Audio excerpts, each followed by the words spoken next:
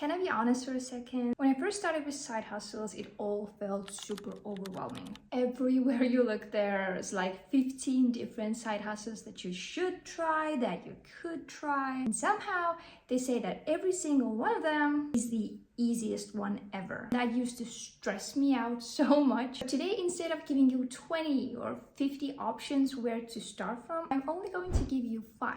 These side hustle ideas are either the ones I have tried or I'm doing right now at this moment, and that are also actually doable. And before we dive in, I want to say something that would have saved me a lot of stress. If you try to do all of them at once, you will fail at all of them, especially when you're a beginner. You have so much to learn, so much to adapt to. And it's not because you're not capable, of course you are, but because your brain needs focus and time to learn and actually get going. And once you're in that flow, you can start stacking up on those side hustles as well. So as you listen to these 5 side hustles, think about this question. Which one feels the most doable right now in this very moment, that you have the time to commit to, that you have the interest in, not just the trendiest thing that you hear out there? So number 1 side hustle is Etsy with its digital and printable products. One of the first side hustles I ever tried to make money online was Etsy digital products and printables. But honestly, it's still one of my favorites. It was the first thing that actually made sense to me, maybe because it was the first thing that I tried. Once you upload a product, it can live on the marketplace forever. And the marketplace already has traffic coming in, so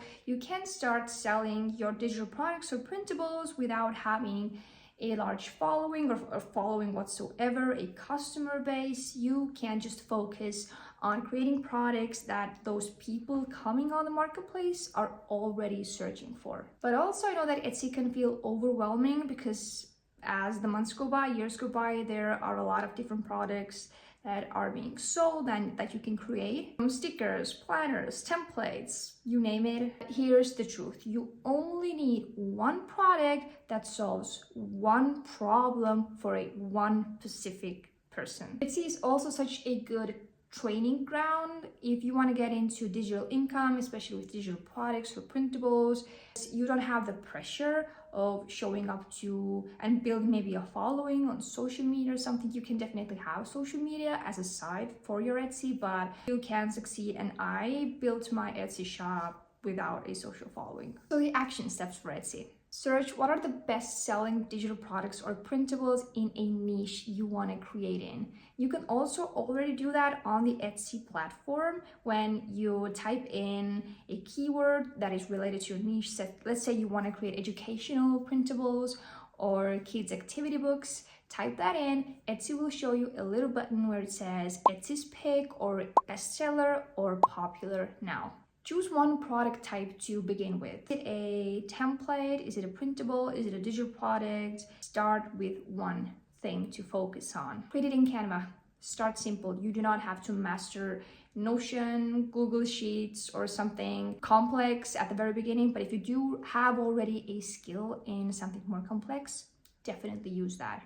Create your listing, your mock-up images, and keep in mind that Etsy is a search engine. So your titles, your description, your tags, they have to be keyword rich because these are the words that people are actually typing to look a product for. So oftentimes when people hear keywords and SEO and optimization, they again get super overwhelmed. But think about what you would type on Etsy if you are looking for something. They are the keywords to a product or a product type, and also people use different synonyms to find a specific product. And your SEO is how people will find your product. Your product images and mockups are what makes people click on them. The other images will explain the product further to get the sale. Start with a lower price. Don't underprice yourself, but don't overprice. Try to stay in the middle or the lower half of the market at the beginning to get traction going and to get those sales and to get those reviews. The second side hustle, print on demand. Print on demand is perfect for those if you want to sell physical products without actually touching the product or having the inventory somewhere laying around in your house. You are the designer, the creative director of a product. You can use, again, Canva or Kiddo to design something to put that then either on a mug, a sweatshirt, a journal, even AirPod, like those cases, phone cases, you name it. The catalogs for those print providers are pretty massive right now, and you can start, for example, with Printify, and you do not have to buy all of that inventory in your home. You only pay when somebody purchases a product. So let's say you've created something, maybe you also want to sell your print-on-demand products on Etsy, or you can actually create your own brand and start, I don't know, let's say a clothing brand or something. And you can do that, which wasn't possible many years ago.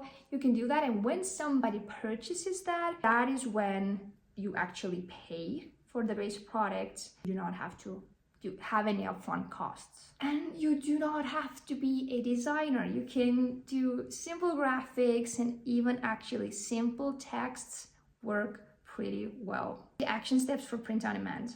Pick a niche you want to start creating your products in. Think about something that is pretty evergreen but pretty actual in people's lives. So health, wealth, relationships always, but you can go deeper here.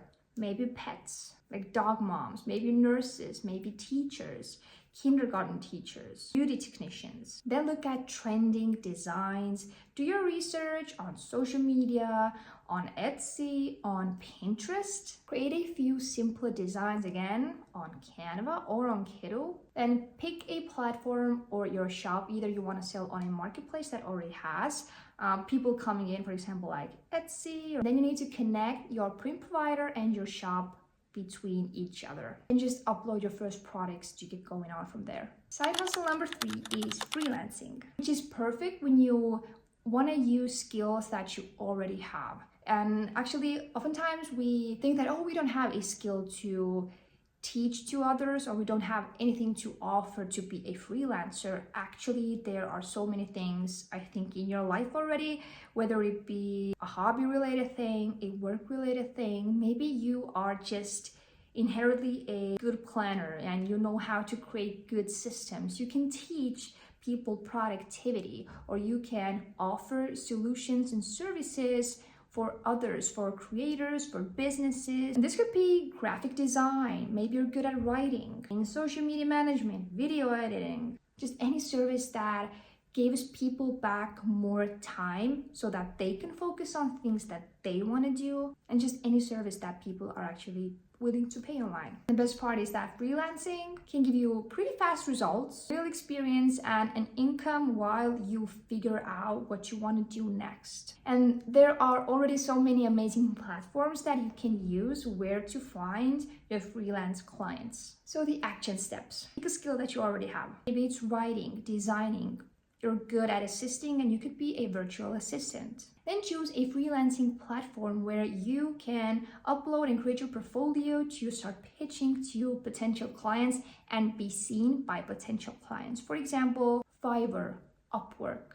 Set up a simple offer and one clear service to begin with. Once you get in the flow of doing freelancing, you will pretty soon see what you could either offer more or what your clients are looking for more. And start by charging rather friendly rates at the beginning, and then as you go, you can up your prices. Fourth side hustle is affiliate marketing, and wait for it, it's not what you think at first when you hear affiliate marketing. It is not anything scammy. So what does affiliate marketing mean? We actually do this every single day. When you eat an ice cream, you buy something, you eat an ice cream and you really love it, and you go rave about it to maybe your partner, your mom, your friend, you're already doing affiliate marketing. You're suggesting something that you are using and you are loving. This affiliate marketing is also one of the best ways to get started in the digital income space, because you do not need to create a product or a service yourself at all. You're simply recommending things you're already using or love in your life, in your business,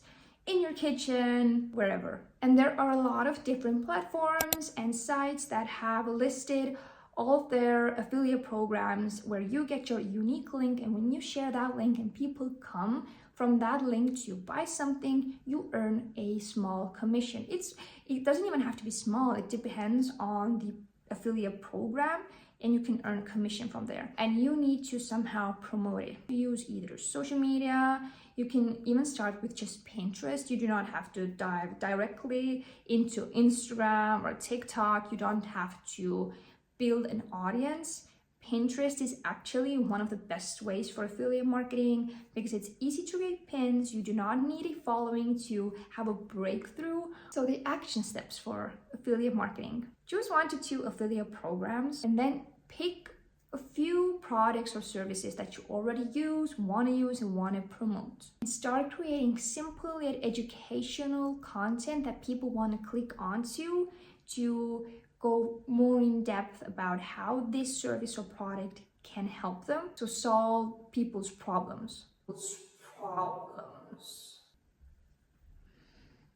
Then start making Pinterest pins, linking your affiliate links to them. And also always disclose that they are affiliate links, and you just start building on from there. Last but not least, side hustle number 5, content creation. This is the long-term game. And there's so many options out there with social media. It's even right now, and we thought that maybe in, 2015, 2020, that we were already behind. We are not behind. The more that the world goes towards AI and even AI generated content, people crave for real people, real connection, and you already actually again have so much to offer because you are unique with your own experiences, your own ideas, what you want to share with people and to people. So just keep that in mind that everybody can be a content creator if they are willing to take that step. And this is a place where you can monetize with digital products, you can do affiliate marketing, do brand deals, monetize platforms, but most beginners feel super intimidated. Do I need perfect content? Where do I start? Do I need fancy graphics? The key truly is not just consistency, because you can consistently do not so great things, but solving real problems and being a real person that, also you don't have, every day is not perfect, but you show the ups and downs. You show the real you, the real things behind the scenes, whether you are creating a personal brand or you're creating content for a specific brand. And you don't have to be an expert at something to create content or to start monetizing through social media.